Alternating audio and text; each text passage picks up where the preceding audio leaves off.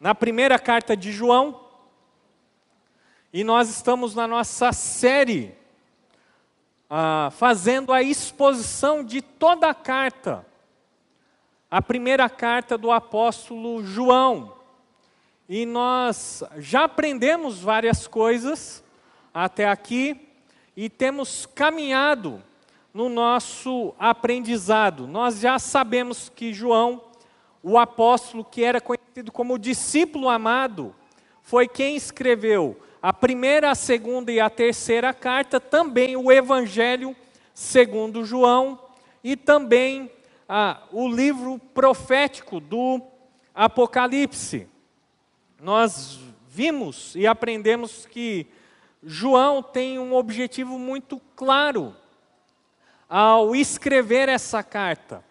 Ele quer de fato que todas aquelas pessoas que conheceram o Evangelho tenham a certeza absoluta que eles são de fato convertidos e, portanto, são de fato verdadeiros filhos de Deus. Como nós vimos também, essa carta apresenta 3 testes de uma fé genuína.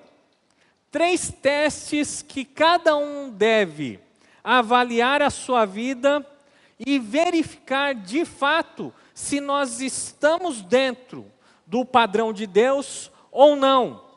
Nós vimos que nessa carta, então, ele apresenta um primeiro teste, que é o teste da obediência. Uma pessoa que de fato nasceu de novo, uma pessoa que de fato é um discípulo de Jesus, ele segue os passos de Jesus, ele obedece os mandamentos, ele obedece a palavra de Deus.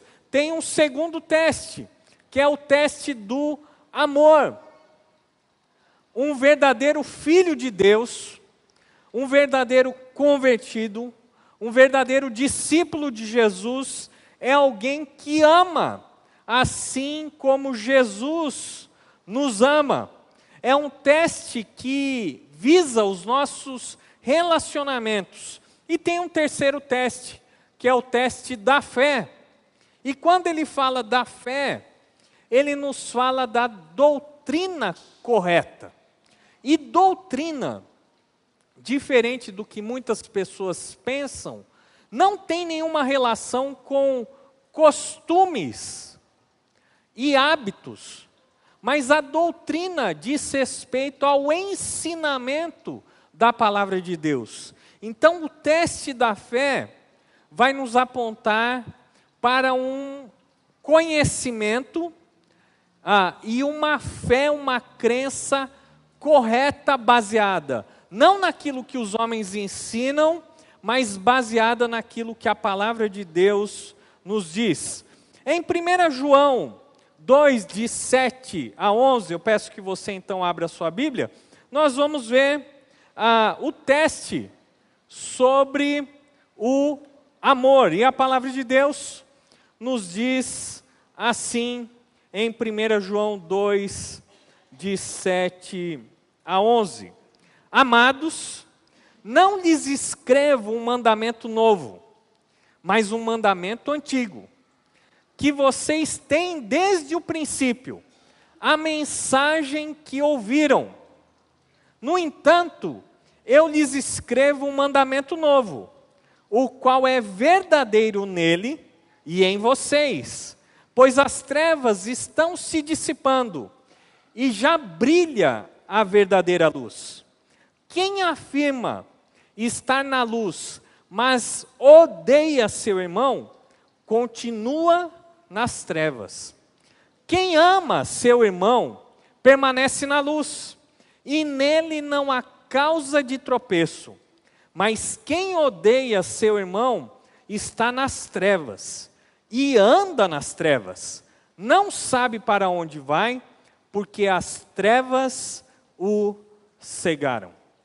Abaixe mais uma vez a sua cabeça, feche seus olhos, nós vamos orar nesse momento, pedindo a direção do Senhor para o nosso tempo de estudo da sua palavra. Senhor Deus, amado Pai, o Senhor nos trouxe aqui hoje, não por acaso, mas com um propósito específico. Ainda que nós não percebamos ou tenhamos consciência disso, o Senhor tem um propósito através da Tua palavra para cada um de nós aqui. O Senhor nos apresenta através do apóstolo João o teste do amor. E que possamos diante do Senhor avaliar a nossa própria vida e verificarmos se de fato estamos aprovados no que diz respeito aos nossos relacionamentos fraternais. E se porventura, ó Deus, existem coisas que não te agradam, que sejamos convencidos pelo Teu Espírito Santo, que o Senhor nos mostre onde nós precisamos nos arrepender e onde nós precisamos reconstruir a nossa caminhada com o Senhor. Nós pedimos, ó Deus, todas essas coisas, confiados no amor e no poder do Senhor Jesus. Amém. Muito bem. João, nesse texto, ele tem esse propósito, de reforçar um mandamento da palavra de Deus. E vocês, aqueles que estiveram presentes no domingo passado, sabem que o tema abordado antes pelo apóstolo foi da obediência. E ele termina aquele pensamento dizendo o seguinte, que nós devemos andar como ele andou.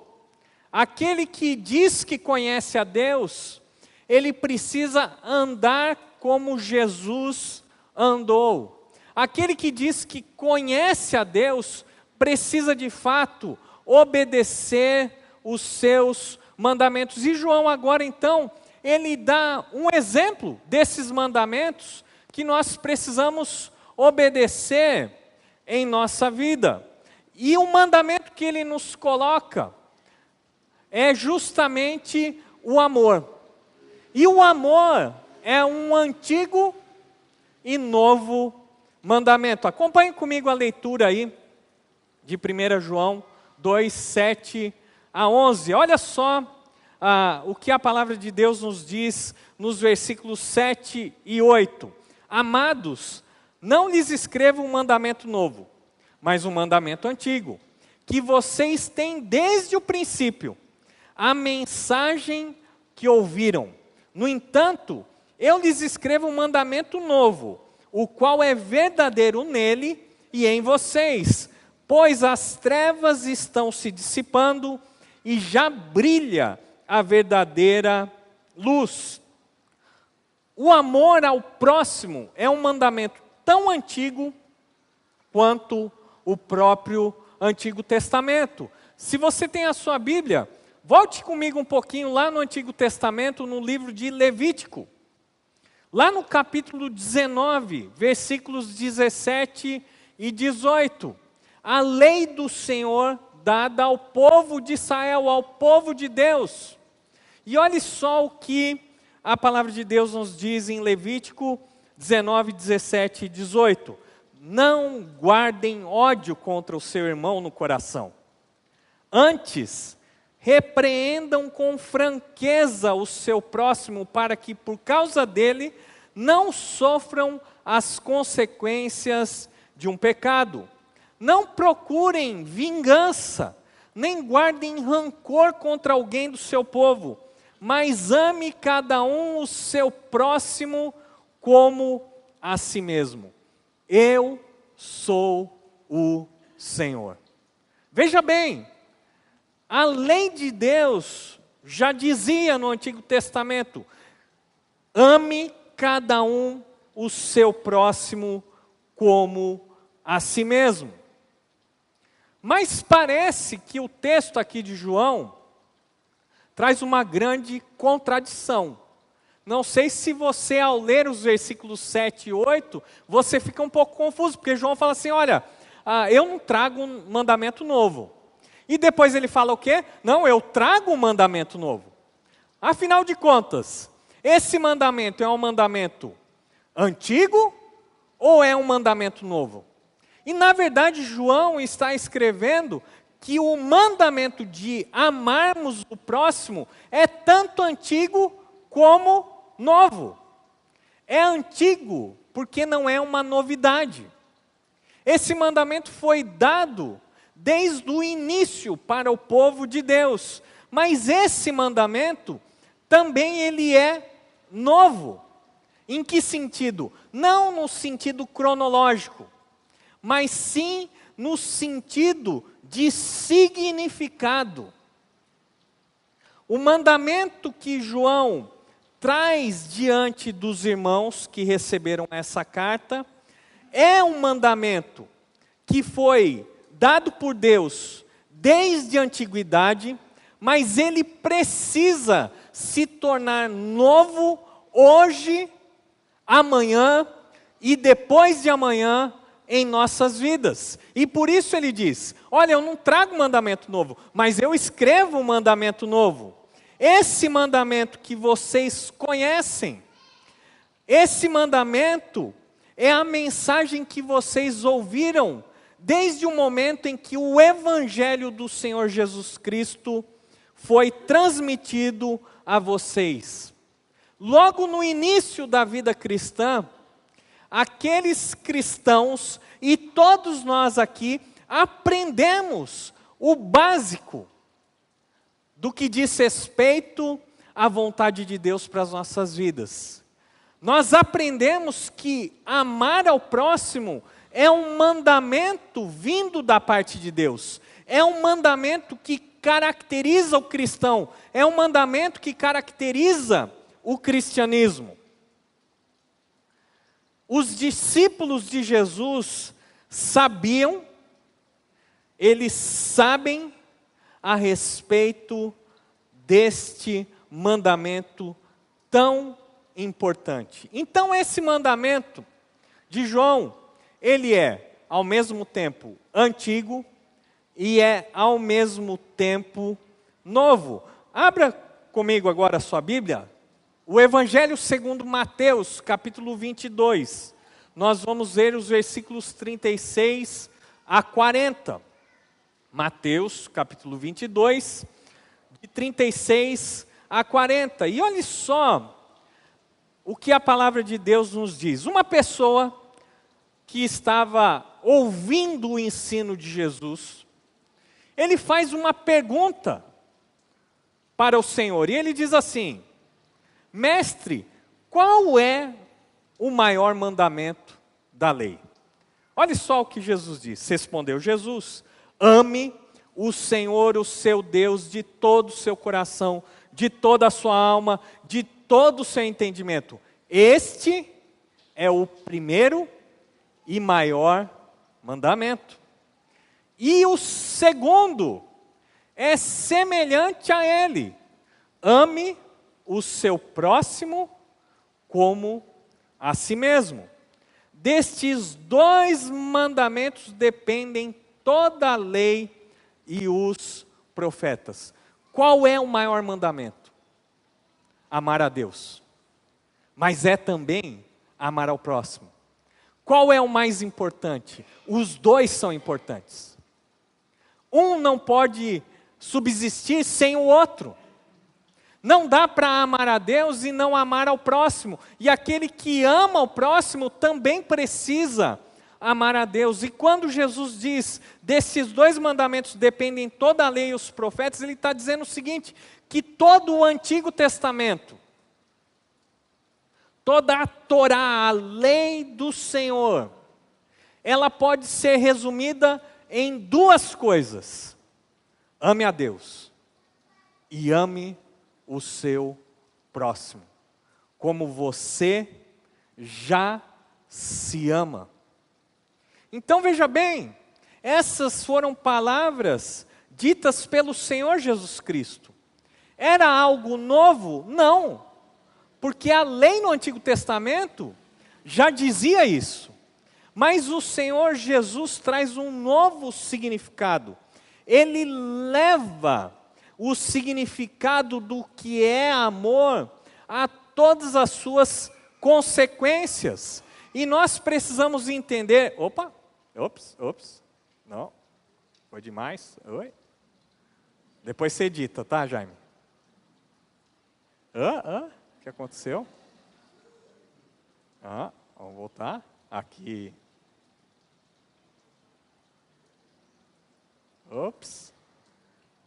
Não. Aqui. Então veja bem, esse mandamento que é antigo e novo, ele foi ressignificado pelo Senhor Jesus Cristo. Acompanhe comigo de novo a leitura do versículo 8. Olha só o que João diz. No entanto, eu lhes escrevo um mandamento novo, o qual é verdadeiro nele e em vocês, pois as trevas estão se dissipando e já brilha a verdadeira luz. Esse mandamento que não é novo, que não é uma novidade, mas que tem um novo significado, em primeiro lugar, ele é verdadeiro na pessoa do Senhor Jesus Cristo. E aqui nós precisamos entender que o amor não é apenas um sentimento. Nós aprendemos que o amor foi uma pessoa, a pessoa de Cristo. E nesse sentido nós podemos dizer que o amor andou entre os homens. O amor andou entre nós. O amor foi verdadeiro nele, Jesus Cristo. Ele é a encarnação, a manifestação do verdadeiro e perfeito amor de Deus. Ele deu a sua vida por nós, ainda que nós não a mereçamos. Ele nos ofereceu perdão, ainda que nós não tenhamos buscado esse perdão.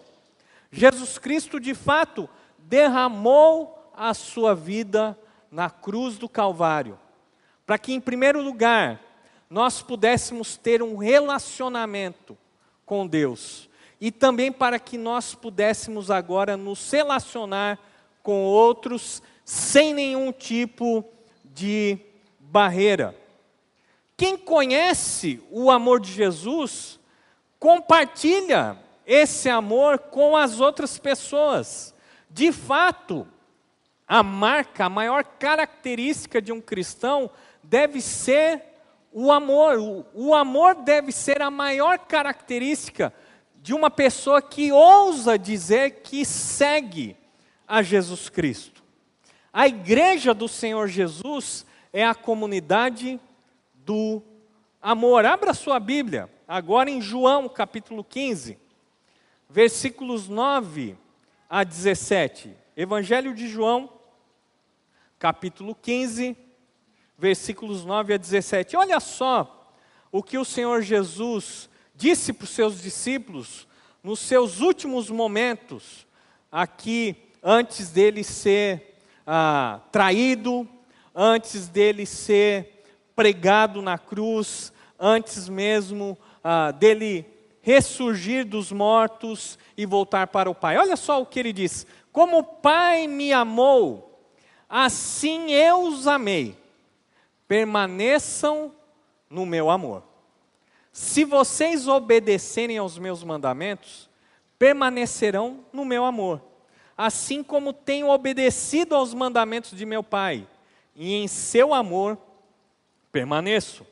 Tenho-lhes dito essas palavras para que a minha alegria esteja em vocês e a alegria de vocês seja completa. O meu mandamento é este: amem-se uns aos outros, como eu os amei. Ninguém tem maior amor do que aquele que dá a sua vida pelos seus amigos. O mandamento de Jesus é esse: amem-se uns aos outros como eu os amei. E como é que Jesus amou os discípulos? Entregando a sua vida por eles. Será que você consegue entender esse mandamento? Melhor, será que algum de nós aqui consegue de fato cumprir esse mandamento do Senhor? Talvez você consiga dar a sua vida por um filho, por uma filha. Talvez dar a sua vida pela sua esposa, para o seu marido, se ele for muito bonzinho, né? Talvez você fosse capaz de entregar a sua vida pelo seu pai, pela sua mãe, pela sogra é mais difícil, né? Mas olha só, o mandamento de Jesus não foi simplesmente algo retórico ou bonito. Foi um mandamento. E quando Ele nos dá um mandamento, Ele espera que nós sejamos capazes de obedecer. E o mandamento é esse: amem-se uns aos outros, assim como eu os amei. Ninguém tem maior amor do que esse, de dar a sua vida pelos seus amigos. Olhe um pouquinho para o seu lado. Olhe um pouquinho para trás, para frente. Será que você seria capaz de dar a sua vida por essas pessoas? Mas olha só, o texto continua. Voltando lá para João capítulo 15. Vocês serão meus amigos se fizerem o que lhes ordeno. Já não os chamo servos, porque o servo não sabe o que o seu senhor faz. Em vez disso, eu tenho os chamado amigos, porque tudo que eu ouvi de meu pai, eu lhes tornei conhecido. Vocês não me escolheram, mas eu os escolhi, para irem e darem fruto, fruto que permaneça, a fim de que o Pai lhes conceda o que pedirem em meu nome. Este é o meu mandamento: amem-se uns aos outros. João, voltando lá para a primeira carta, ele diz o seguinte no finalzinho do versículo 8. Ele nos fala assim: o qual é verdadeiro nele e em vocês. O amor é verdadeiro em Cristo.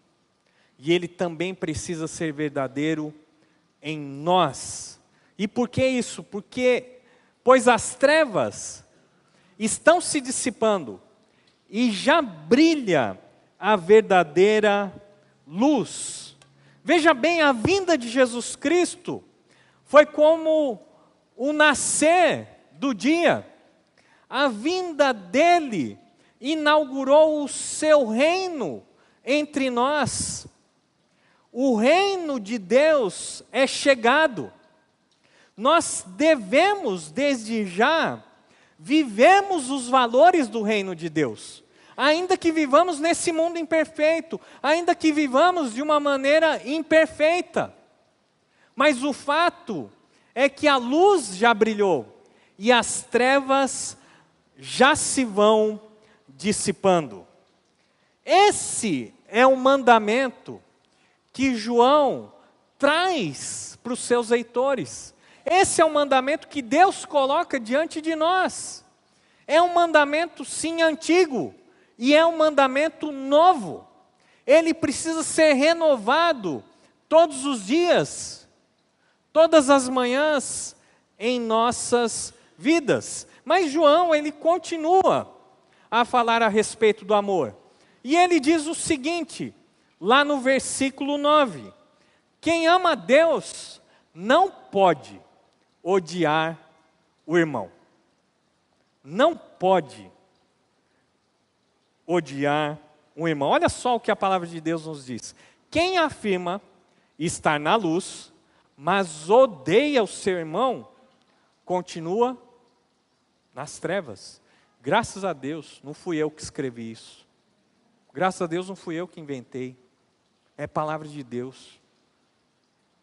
Não é indireta para ninguém. É mandamento de Deus. É João que diz, inspirado pelo Espírito Santo, olha, quem diz que está na luz, mas odeia um irmão, não está na luz. Continua nas trevas. Continua no reino das trevas. Não foi ainda iluminado pelo Evangelho. Ainda não foi transportado para o reino do seu amor. Jesus, como nós vimos, ele nos trouxe um novo significado. Ele diz o seguinte, que nós devemos amar o nosso próximo. Isso nós sabemos. Mas ele trouxe um grande alvoroço quando ele diz o seguinte, olha, amem o seu próximo, mas também amem o seu inimigo. Opa! Mas não é só para amar o nosso próximo? O próximo geralmente é alguém que é parecido com a gente. É alguém que de alguma maneira nós temos uma afinidade. Mas Jesus diz assim, não, ame o seu próximo, mas também ame o seu inimigo. Ele traz esse novo significado. Agora veja bem, João traz uma aplicação bem específica. Amar ao próximo. E quem é mais próximo de nós, senão os nossos irmãos? Os nossos irmãos de fé. Os nossos irmãos da igreja. Não existe nada mais triste para um pai e para uma mãe do que ver os seus filhos brigando. Do que ver os seus filhos vivendo em disputa. Vendo os seus filhos vivendo uma vida em separado, em inimizade. Com Deus não é diferente. Não existe nada mais triste para o coração do nosso Pai que ver os seus filhos, os discípulos de Jesus, ao invés de vivendo o ideal de Deus, que é o amor, vivendo em ódio, em inimizade. A marca de qualquer família, e principalmente da família de Deus, deve ser o amor.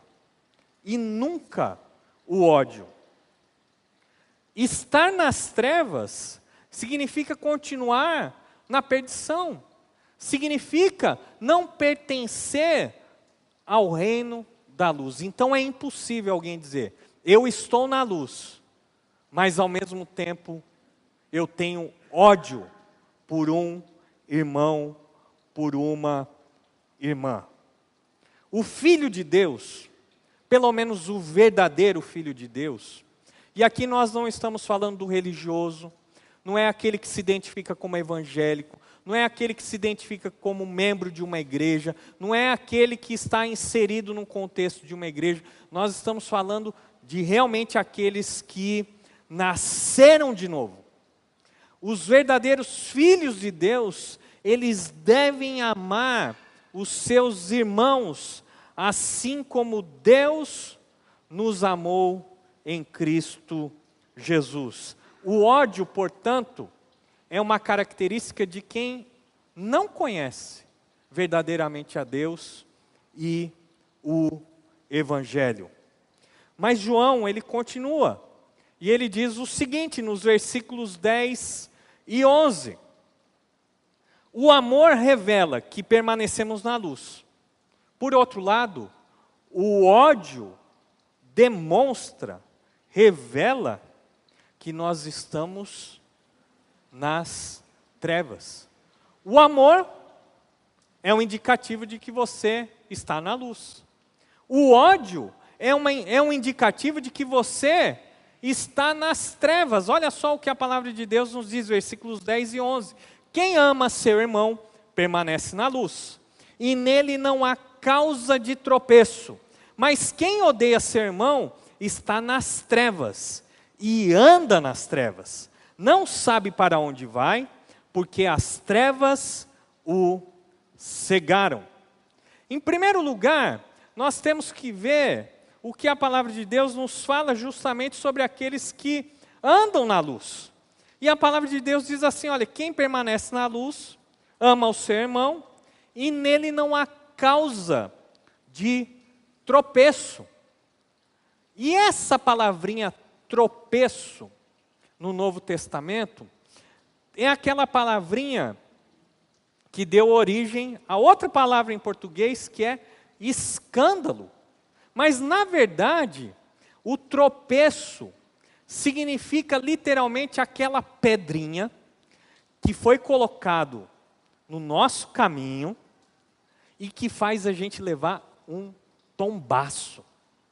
É aquela pedrinha insignificante que você não acredita de forma alguma que é capaz de te prejudicar. Mas aquela pedra, ela é capaz de te levar para o chão. Então veja bem, quando João diz, quem ama seu irmão permanece na luz, e nele não há causa de tropeço, ele está dizendo o seguinte, que aquele que ama o seu irmão, ele não é e não tem diante de si uma pedra que o faça cair. Isso por quê? Aquele que odeia o seu irmão, em primeiro lugar, dá um péssimo testemunho cristão. Porque não é possível que alguém que diz que obedece Jesus, que conhece os seus mandamentos, que sabe que ele diz que nós devemos dar a nossa vida pelos irmãos, essa pessoa dizer que segue a Jesus, mas faz tudo ao contrário do que ele nos manda. E ao invés de amor, ele odeia. Isso é um péssimo testemunho. Mas também o tropeço não é só um tropeço para os outros, é um tropeço para si mesmo. Porque aquele que acredita que não, o ódio, todo mundo sente ódio de vez em quando de alguém, não dá para viver sem nenhum tipo de conflito, é uma coisa pequena. Isso que a pessoa acredita ser pequeno, Deus chama de tropeço. E o tropeço é aquela pedra que faz a pessoa cair. E aquele que odeia o seu irmão, ele está caindo no pecado. Mas aquele que ama o seu irmão, ele anda na luz, ele está na luz. Ele vê o que está à frente. Ele não tropeça. Ele evita essas pedras. Ele não só não é um motivo de escândalo para os outros, como ele mesmo não tem um motivo para cair em pecado. E nós precisamos lembrar que o ódio separa o homem de Deus, e o ódio também separa o homem do seu próximo. Por isso que João nos diz, olha, aquele que ama o seu irmão, essa pessoa está na luz, permanece na luz, e nele não há causa de tropeço. Por outro lado, ele continua, e ele nos diz o seguinte, que aquele que odeia o seu irmão está nas trevas. E não só está nas trevas, mas ele anda nas trevas. Ele vive em meio às trevas. E porque ele está nas trevas e porque ele caminha nas trevas, ele não sabe para onde vai, porque as trevas o cegaram. Porque as trevas o cegaram. O que João está dizendo é o seguinte, olha, o ódio no coração revela a falta de uma real conversão. Opa, difícil, não é? Porque se de fato eu alimento ódio no meu coração, é possível. Não sou eu que estou dizendo, é a palavra de Deus. É possível que você esteja em trevas e que você esteja andando nas trevas.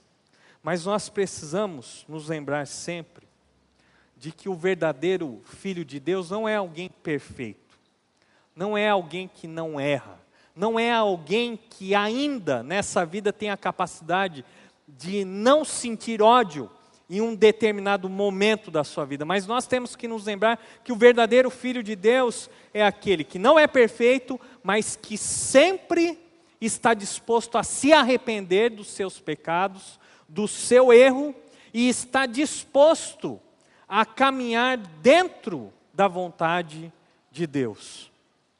Então, João aqui está dizendo, não de uma pessoa que pode cair no pecado do ódio, mas de alguém que permanece nesse pecado.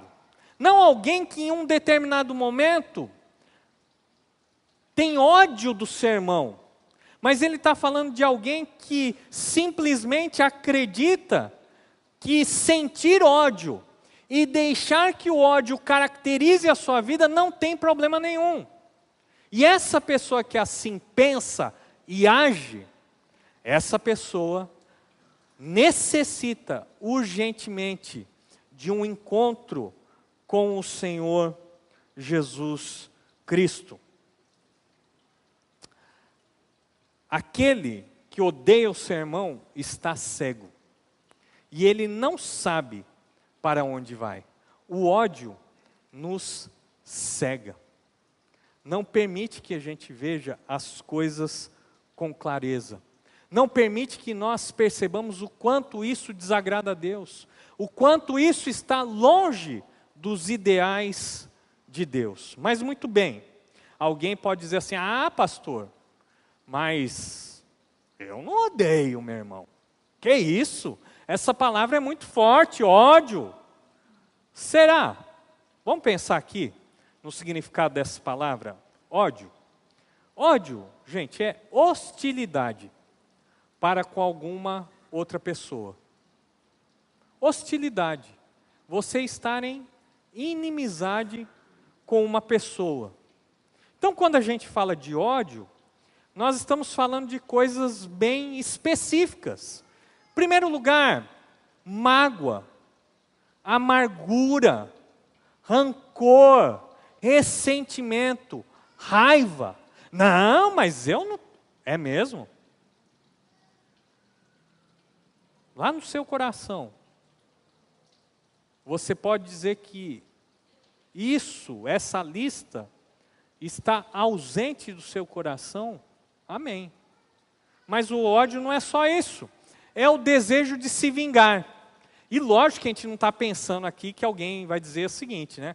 Ó, te pego na saída da igreja. Hã? Não.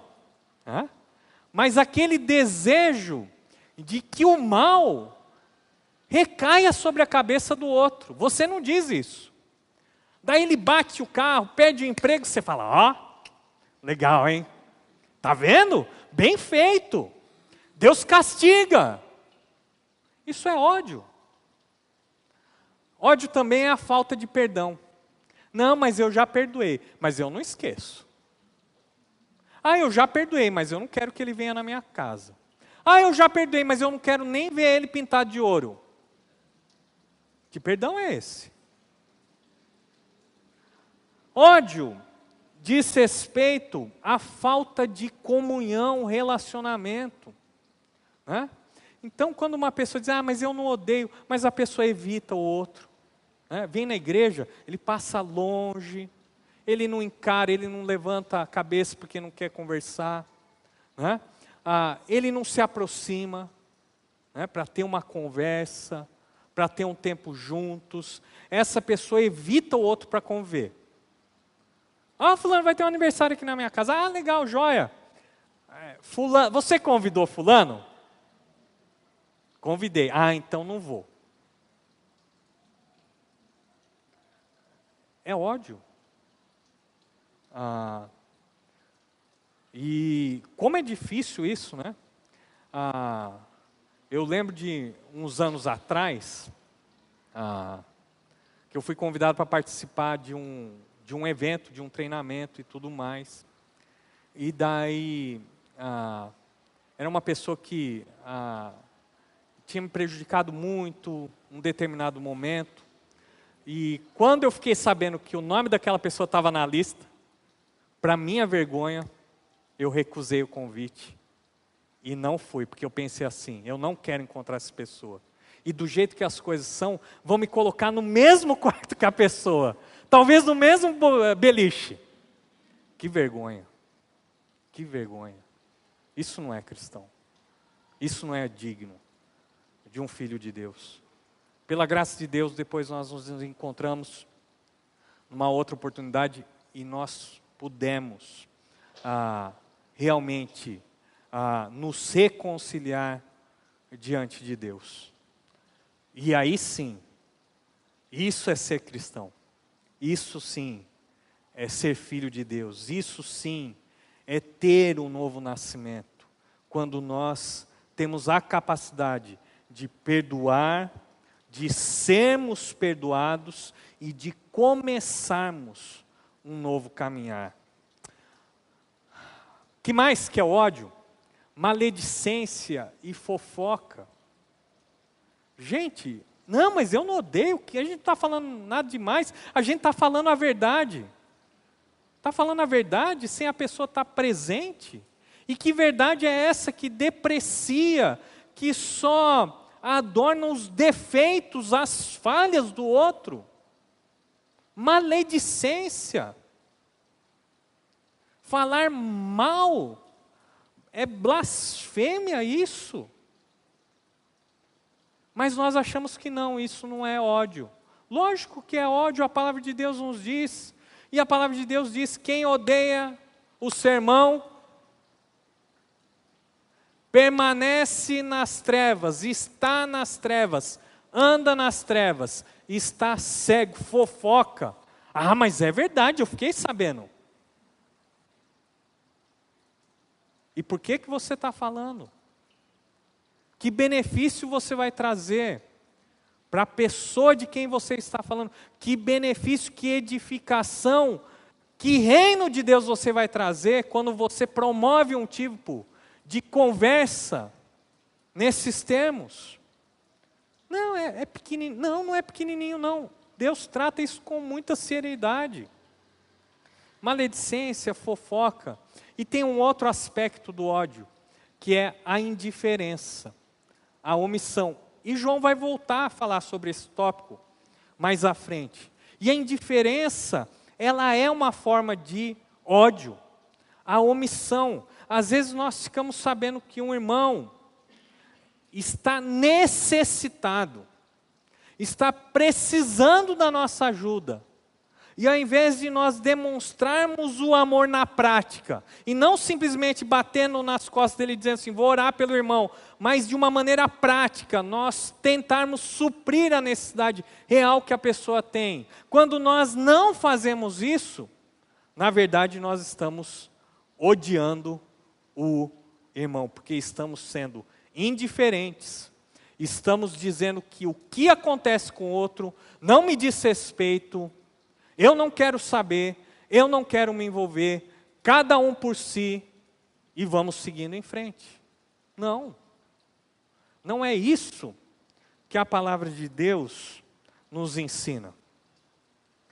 A palavra de Deus nos diz o seguinte, que eu e você, nós não devemos levantar barreiras que Cristo já derrubou lá na cruz do Calvário.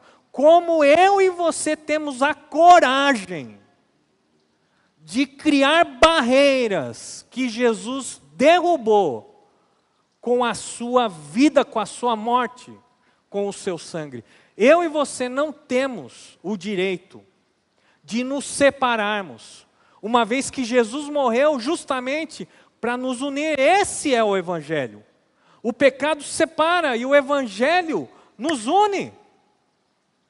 E é assim que nós precisamos viver dentro da vontade de Deus. Portanto, aquele que ama o seu irmão, demonstra, evidencia, revela que está na luz. Mas aquele que odeia o seu irmão, essa pessoa, através desse ódio, revela que está em trevas. Eu quero terminar a mensagem de hoje contando mais uma história, né? Como eu gosto de histórias. E eu quero contar a história de uma comunidade de porcos-espinhos. Eles migraram de uma determinada região em busca de alimento e melhores condições de vida. Eles viveram muito tempo com tranquilidade, até que chegou o inverno. E aquela região onde eles estavam, a temperatura era baixíssima, muito abaixo de zero. E eles não sabiam disso. E por causa do frio, todos os dias, um porco-espinho vinha a óbito. E vendo aquela situação, o ancião então chamou todos os porcos-espinhos e disse o seguinte: olha, eu encontrei uma solução que vai permitir que nós não venhamos a ser extintos. Todo mundo ficou muito feliz com a ideia, todos estavam empolgados. E o ancião continuou dizendo o seguinte: olha, nós temos que aproveitar o calor dos nossos corpos. Assim, se nós nos juntarmos e dormirmos juntos, nós vamos nos aquecer e não vamos morrer de frio. Nós precisamos ficar bem próximos uns aos outros. Veio a primeira noite, e realmente todos se organizaram, de forma que o calor de um foi transferido para o outro, e naquela noite, depois de muito tempo, nenhum porco-espinho morreu por causa do frio. Mas foi constatado um problema, porque todos aqueles porcos-espinhos que tinham dormido abraçadinhos estavam todos feridos, todos machucados. E por causa desses ferimentos, eles disseram o seguinte: olha, não dá, então vamos voltar a dormir separados. E eles assim o fizeram. E veio uma terrível friagem naquela noite. E não um, mas 10 porcos-espinhos vieram a falecer. E eles tinham um dilema: vamos ficar distantes, com pequenos, sofrendo com o frio, ou vamos ficar juntos com pequenos ferimentos dos espinhos dos nossos companheiros? No outro dia, todos fizeram um grande pacto de sempre ficarem juntos e suportarem com perseverança os ferimentos que sofriam, mas que os mantinham vivos contra o frio. O que essa pequena fábula nos ensina? Lógico, durante a nossa caminhada, nós vamos nos ofender uns aos outros. Nós vamos machucar uns aos outros. Sim, em alguns momentos vamos causar muita dor uns aos outros. Porém, essa é a vontade de Deus. Não que nós nos firamos uns aos outros, mas que nós possamos vivenciar o amor de Cristo, superando os ferimentos que porventura nós possamos experimentar durante a nossa caminhada. Nós precisamos uns dos outros. Ame o seu irmão. Abaixe sua cabeça, feche seus olhos, nós vamos orar. E eu quero te ajudar a orar nesse momento. E talvez você esteja lutando nessa noite com os seus pensamentos, uma vez que você se deparou com o fato de que você tem odiado, quem sabe, um irmão, uma irmã. E por mais que você tente minimizar esse problema, você sabe que isso não agrada ao Senhor e que isso não está certo. Então, em primeiro lugar, eu quero que você ore agora por você. E que você também ore por essa pessoa. Peça para Deus dar uma oportunidade para que vocês possam se encontrar. Para que vocês possam se reconciliar. Talvez você precise de ajuda, de um mediador. Peça para Deus colocar diante de você uma pessoa que possa ajudá-lo a derrubar essa barreira que foi criada ou pela pessoa ou por você, mas que você possa sair daqui resolvido a derrubar qualquer barreira contra qualquer irmão ou irmã. Senhor Deus, nosso Pai, como não perdoar, uma vez que nós recebemos tão grande perdão do Senhor? Como vivemos separados, se o Senhor tem o propósito de nos unir?